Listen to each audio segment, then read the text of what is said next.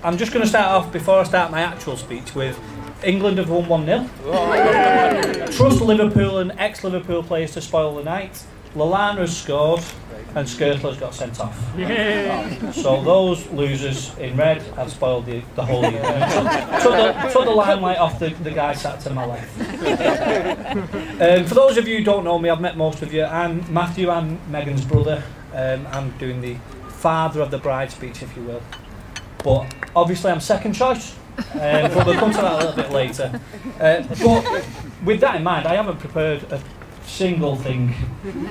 But with a little bit of help, I have been given a speech on my own because obviously OCD Jack has given me a cue card. And myself and Joe were in a group message on Facebook. Can you please tell us what each of us are saying in your speech, because we don't want to overlap. We can't overlap. We can't use the same jokes. We can't thank the same people. So, bullet point number 1. It says welcome all. So welcome. Welcome everybody to Ravello. What a beautiful setting. Thank you for the guys for putting it on, and thank you to the camera people. But what a testament to the couple for so many people turning out and making such a journey. So a quick round of applause to the couple as well.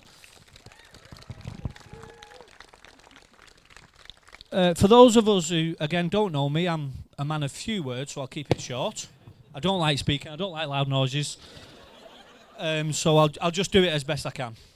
I've also got one very, very quick aim, and that's to get everyone as drunk as possible. So a toast to the bride and groom, very quickly, please. Raise your glasses. The bride and groom. And bullet point number 2. Speak about Megan. Crikey. Myself and Megan have had a colourful past. The colour of blood. As youngsters, we were chalk and cheese type of thing, and an argument was never very far around the corner. Several arguments spring to mind. A brilliant one springs to mind, but would you believe I've been censored? If you want to just speak to Megan later on about a perfume bottle, that'll be fine. She'll elaborate, but I'm not allowed to mention it at all. So speak to her later, please do, because I come out looking like roses. Bullet point number 4. Oh, are you ready? You ready for this? People who can't be here, unfortunately. There's several members of our family who can't be here tonight, and like I said, I'm second choice. My dad should be doing this speech, but unfortunately can't be with us, and would have absolutely basked in this setting. And I am doing this speech absolutely no justice at all in comparison to what he would have done. It would have been a fantastically funny speech, and I'm struggling. We've got my granddad and my nana, unfortunately, who can't be here also, but would have been some sort of sun goddess and gods, following the sun around all day long, changing the angles of sunbeds. My Auntie Shirley, again, would have been very possibly doing the same, whilst enjoying the road trip, or the plane trip, if you will. There's so many people that wouldn't have loved to have been here, and none more so than as well my Uncle Ray. It's been a very, very long time, but still, met Megan, and Megan used to thrive in stealing his chair at home and stealing the throne, as it was called.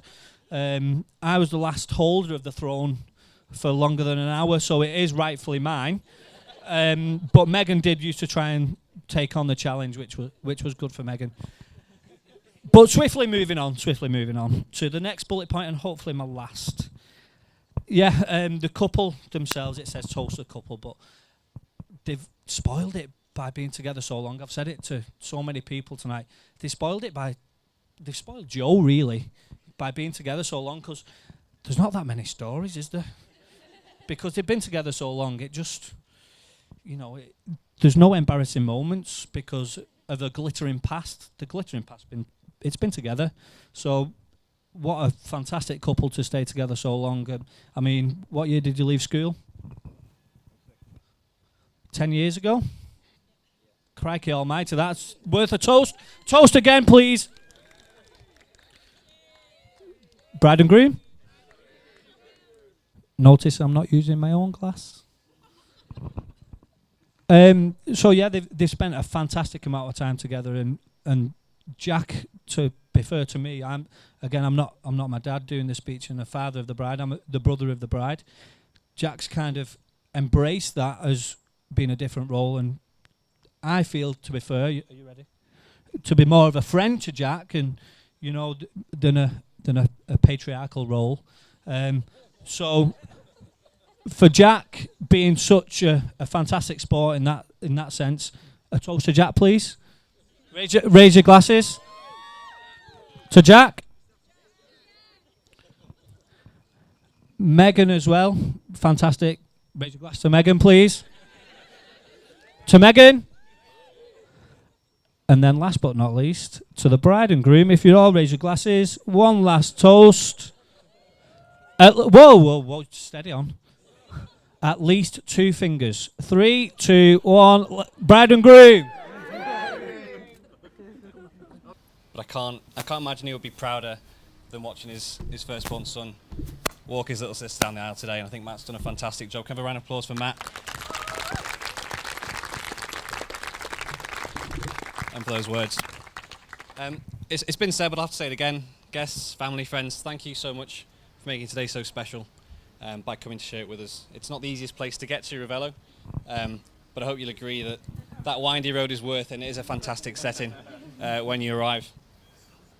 I need to give particular thanks to 4 people who've come amazingly all the way from Australia to be with us. So Sarah and Doug in the front,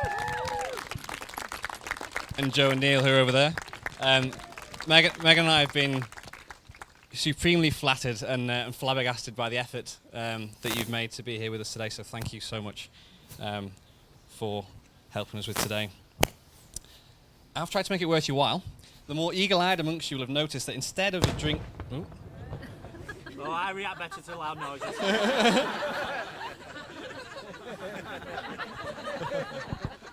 That instead of a biscuit, we know our friends and family very well. Instead, we've given you some drinks tokens. And I am now broke.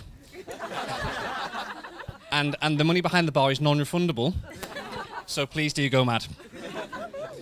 The other bit of admin I need to cover is that tomorrow we're having an informal gathering, some pizza and some beers, just down the road from the main square at somewhere called Giardini Cafe Calce. I know lots of you are leaving tomorrow, but if you are still around in the afternoon, please turn up. We'll be there from noon. Okay, that's the admin out of the way. Good. The main bit of my speech is, as far as I'm aware, toasting everyone and thanking everyone for all their help and their roles. And I have to start with Megan's family. As Matt said, we've been together for a very long time, and I can't say in that entire 10 years I've ever been made to feel by Hilary or Matt or any of the more extended family to have felt anything other than absolutely welcomed into the group. So thank you all so much for that. I need to especially thank Hilary, not only for her help with the wedding today and all the prep, but for raising the gracious, kind and loving person that I've got to marry today. I think you've got a lot to be proud of, Hilary.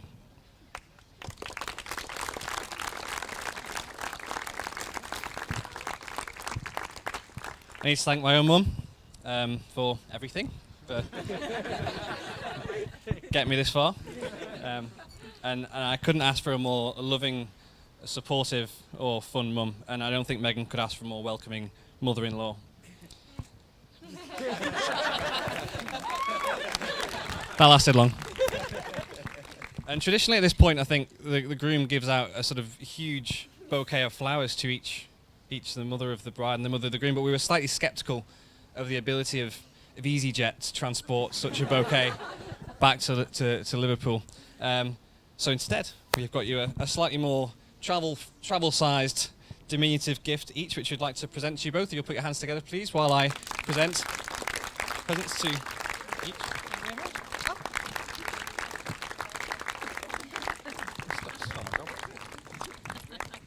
I know these are slightly smaller than what you might have been expecting, but great things do sometimes come in small packages.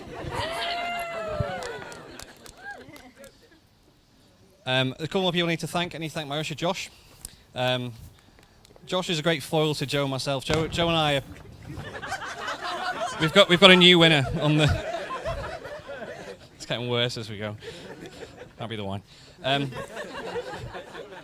Joe and I are pretty disorganised people. I hadn't realised quite how compulsively organised Josh was until I asked him to help with the outfit and various other bits and pieces. It was only mildly surprising when I turned up at the venue earlier on that he hadn't alphabetised the guests and that you weren't sat from Aikenhead Sarah to Weaver David. But he managed to resist, so Josh, thank you for that and for all your help.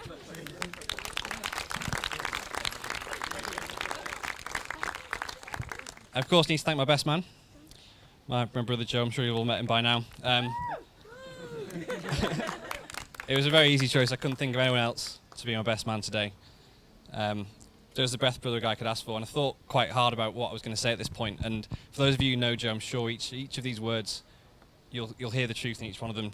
Joe is incredibly kind, warm-hearted. He's often selfless. He's fiercely loyal, and he's unwaveringly supportive. I couldn't ask for a better best man or a better brother.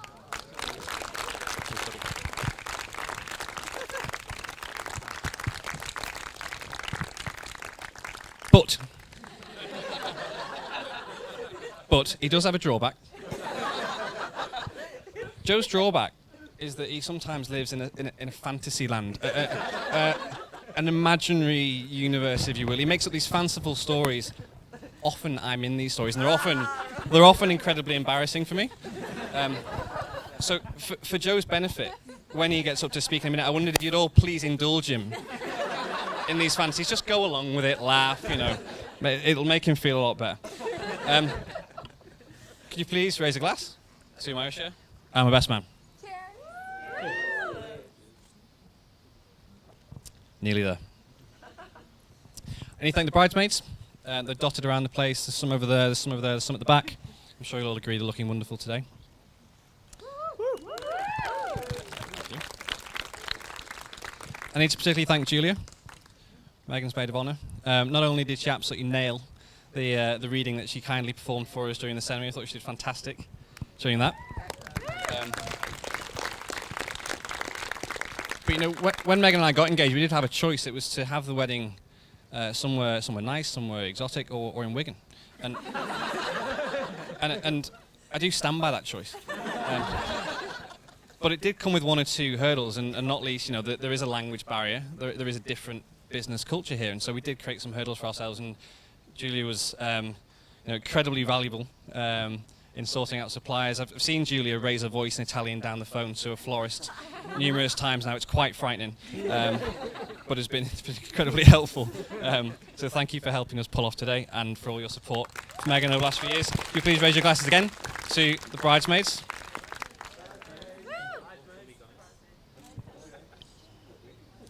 Speaking of my wife, it's the first time I've said that, it's a bit rude.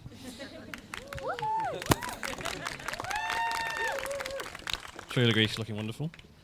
When I was getting to this part of the speech and thinking about it, someone said, you've got to think about what marriage means to you and to your relationship, and someone said, think about what it might change, and I don't think it'll change so much. As Matt said, we've been together an incredibly long time now, and some older gentlemen have told me that marriage is fundamentally about things like patience and compromise. And I can honestly say I've been patiently compromising for 10 years now, so I don't think there's anything new to come.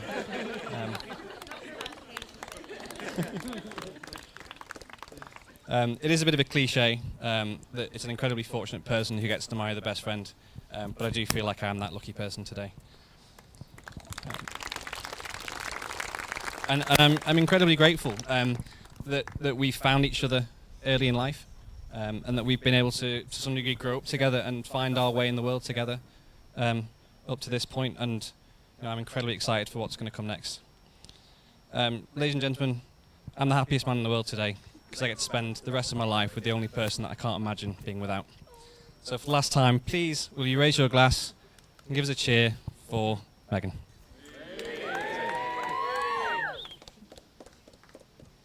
Thank you. Righto. I'm Jack's brother Joe, which obviously got an introduction. Yeah, thank you. I thought I'd be more nervous when I go up here, but looking round, I can see quite a lot of familiar faces, a lot of family faces, and a lot of drunk faces. So thank you, Matthew. Now, I was really honoured when Jack asked me to be his best man, not least because of the caliber of the company that he keeps. 1 second. Which is why I applied for the role under the category of best brother rather than best man, as the competition was a bit smaller. Now, as Matt's made clear, Jack had a few rules on speeches that we could do. Matt's gone with the bullet point sort of reaction. Mine was to give Jack a fake speech, so I'll just rip this one that he's actually edited up now. There you go. Out come the cards. Now, now, in case any of these jokes bomb, I've got my family trained to give me a big fake laugh, and I'll just give them a signal. So I'll do the signal now. Hey. Okay, so feeling a bit better now. So it's my job to bring up some embarrassing stories about Jack, not just from inside my mind, but real ones. I first met Jack in the 90s. He was a bit of a dribbler. Actually, my first word was my brother's name, and I used to point to things and get him to go and get them for me. So basically, I was sort of training him to be the provider that he's going to be for Meg now.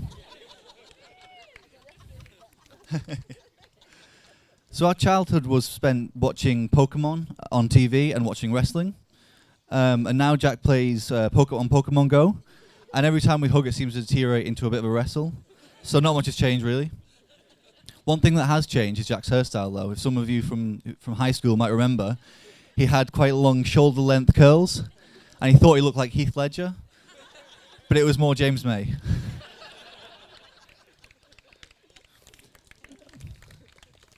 Now, Jack set out his stall as a true romantic with Meg on their first date. So he took her to the cinema, and then afterwards to Pizza Hut to seal the deal. But he did this with all of his mates in tow, and his little brother. Smooth. Yeah, it did. Now, Jack's not always been so annoyingly successful. In his first job, he had to leave after 2 weeks. I've been told to say of his own free will, but well, you know, guess blurry. The first week serving food at the JJB Stadium, he managed to pour gravy all down himself mid-service. And the second week, he gave out enormous portions to the first few punters, so there was no food left for anyone else. So what I'm saying is, if you want any cake, make sure you get there early. When I was trying to pinpoint Meg's influence on Jack, like Matt said, it's so hard because they've been together for so long. But the two things I could think of was, Jack's more thoughtful and considerate now. And the reason I've thought of that one is because now we can have a game of Monopoly in which Jack loses and the board doesn't get flipped. The other thing is Jack's kitchen skills have improved, and that's mainly because Meg's taught him how to use the appliances properly. And if you think of exaggerating, this is in my head, Meg can confirm that this is a man who tried to microwave a tin of beans and had to be told to take the tin foil off a pie before microwaving it, so he didn't burn the house down. It's nothing too bad. You're all right. I wanted to speak a bit about the loving bond these two have fostered. And I'm not going to give you some sort of cheesy line about how they fell in love at first sight or how they were perfect for each other, because I don't think that's what love is, really. I think if you're perfect for each other now, you wouldn't be in 20 years. I think love is about being two people being determined to make the other one happy and putting the significant other's happiness before their own, which you two do.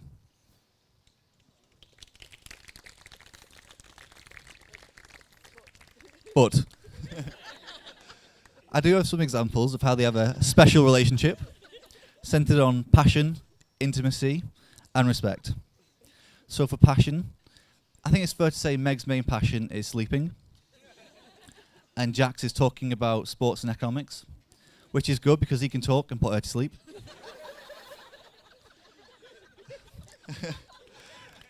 Yeah. Come on, is it on? Come on. Is it on? There you go. Yeah, oh. Now on intimacy, I wasn't sure whether I should do this one. So here it goes. I have literally witnessed. He knows it's coming. Meg taking the hard skin off Jack's feet, one of those petty power devices. I know, horribly. Like it was no big deal. So if anything, these two are too intimate. And respect. From the insulting terms of endearment, they definitely respect each other. That they hate each other. I can't tell. Now, the reasons I know this is going to be a long-lasting and happy marriage, despite Jack's inevitable hair loss and potbelly, is the strength of the love that I see between these two people, and it's clear for all of us to see here. So I'd like to personally say thank you for this chance to insult you and to tell you how much I love you, which I do.